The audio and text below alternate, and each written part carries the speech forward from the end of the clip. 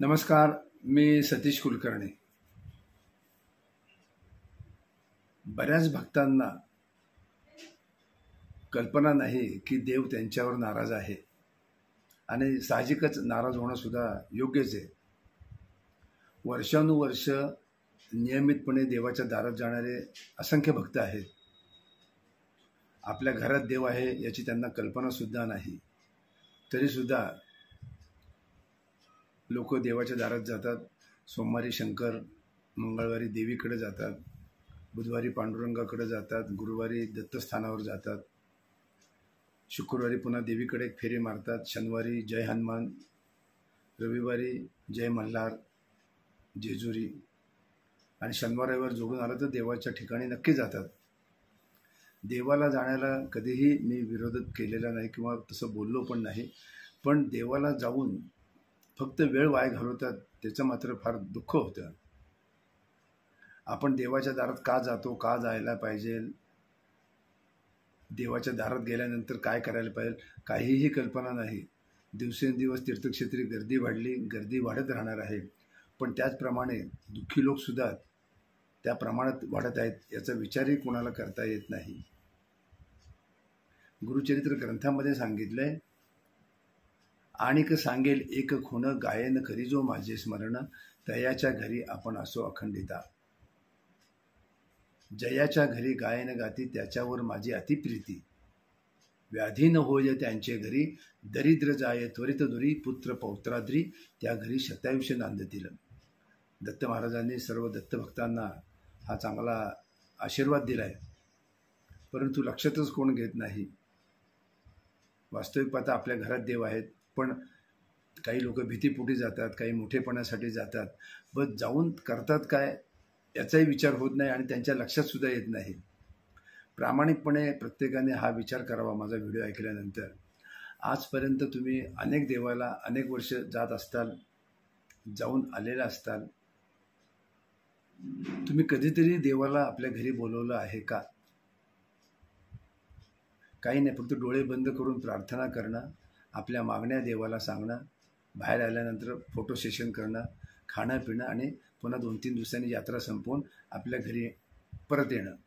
याच्याशिवाय या यात्रेमध्ये, या तीर्थयात्रेमध्ये काहीही बदल नाही. जो देवाला घरी बोलवत नाही त्याचं दुःख देवाला कसं कळणार? एखादी व्यक्ती जर आपल्या घरी आली तर त्याला आपलं सुखदुःख कळतं. फोनवर सर्व कळत नाही, आपण त्याला सांगितलं तरी त्याच्या लक्षात येत नाही. म्हणून संपर्क फार महत्त्वाचा आहे. संपर्कानंतर संबंध वाढतो. म्हणून लोकांनी आपल्याकडे यायला पाहिजे, आपण लोकांकडे जायला पाहिजे. आपण एखाद्या दवाखान्यात फेरी मारल्यानंतर यातना किती वाईट असतात हे कळतं, त्याचा खर्च कळतो. लोक मोबाईलवर तब्येत विचारतात, काही पदरात पडत नाही, त्यालाही बरं वाटत नाही, तो 2 शिव्या देतो. तुम्ही समाधान म्हणून बोललेला असता, तुम्ही त्याला म्हणजे थोडक्यात एक आपला आधार देण्याचा खोटा प्रयत्न केलेला असतो. भाविकांनी खरं म्हणजे एक तर मंदिरात गेल्यानंतर देवाला बरोबर घेऊन आपल्या घरी यायला पाहिजे. कुणीही देवाला घरी बोलवत नाही, त्यामुळे देव तुमच्या घरी येत नाहीत. घरी आल्यानंतर काय करायचं हे गुरुचरित्रात सांगितलं आहे, पण इथं मी थोडक्यात सांगतो. जर घरी आल्यानंतर जर तुम्ही देवाचा सांभाळ केला, माझ्या सत्संगामध्ये मी बऱ्याच या गोष्टी सांगतो, लोकांच्या लक्षात येतं की आजपर्यंत अनेकांनी अनेक मंदिरात जाऊनसुद्धा देवाला कधी घरी बोलवलं नाही. त्यामुळे देव तुमच्याकडे येत नाही. आणि ज्यांच्या घरात देव नाही, देवघर आहेत, ज्यांच्या घरात देव नाही ते आयुष्यभर दुःखीच राहतात, दुःखी राहणारच.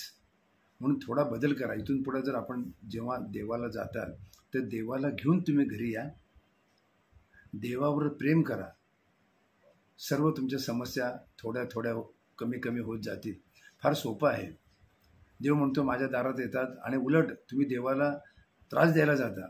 मी मागे एकदा सांगितलं होतं की एका पुजाऱ्यांनी मला सांगितलं की भाविक भक्त देवाला येतात, त्या देवाच्या मंदिराच्या आवारामध्ये मोबाईलवर बोलणं, नारळाचं खोबरं खाणं, गप्पा करणं, ओरडाआरड करणं, पळापळी करणं, नको ते देवाच्या दारात करतात. पुण्यप्राप्ती तर नाही, उलट घरी येताना पाप घेऊन येतात. खरोखरच जे लोक देवाला इथून पुढे जातील त्यांनी थोडा बदल करावा की जेणेकरून देवाला तुमच्या घरी यावं असं वाटेल. आणि ज्या दिवशी देव तुमच्या घरी येतील, तुमची अनेक समस्या तुमच्या कमी कमी होतील आणि पुढं तर काही समस्या उद्भवणार सुद्धा नाही. देवाच्या दारात जाऊन देवाला त्रास देणं हे योग्य नाही. लोक देवाला फार त्रास देतात, त्यामुळे देव तुमच्यावर नाराज आहे. देव विचार करतो की ह्या भक्ताकडे आपण जाऊ. ह्याला जरी बुद्धी नसेल तरी एखाद्या भक्ताकडे आपण जावं आणि ह्याच्या घरी राहावं. पण त्या मंदिरातलं वर्तन पाहून देव म्हणतो, हा माझ्या घरी म्हणजे माझ्या दारातून मला एवढा त्रास देतोय, ह्याच्या घरी गेल्यानंतर हा माझा काय पाहुणचार करणार आहे, मला किती त्रास देईल. म्हणून देव तुमच्या घरी येत नाही. खरोखर देव तुमच्यावर नाराज आहे. प्रत्येकाने गांभीर्याने विचार करावा. तुम्ही कोणत्याही देवाला जा, देवाला डोळे भरून पहा आणि देवाला विनंती करा की वारंवार आम्ही इथे येणं योग्य नाही. आम्ही तुझ्या दारात आत्तापर्यंत आलेलो आहोत. तू आता आमच्या घरी ये आणि आमच्या घरी राहा. आम्ही तुम्हाला आनंद देण्याचा प्रयत्न करू, तुमच्यावर प्रेम करू आणि तुमचा आणि आमचा संपर्क आणि संबंध वाढल्यानंतर आम्हाला भविष्यामध्ये सुख, शांती, समाधान, आनंद मिळेल हे निश्चित. खरोखरच देव तुमच्यावर नाराज हे लोकांच्या लक्षात येत नाही. फक्त उचापात्या करणं, खर्च करणं हे ते सांगतात म्हणून ते करायचं, ते सांगतात म्हणून हे करायचं.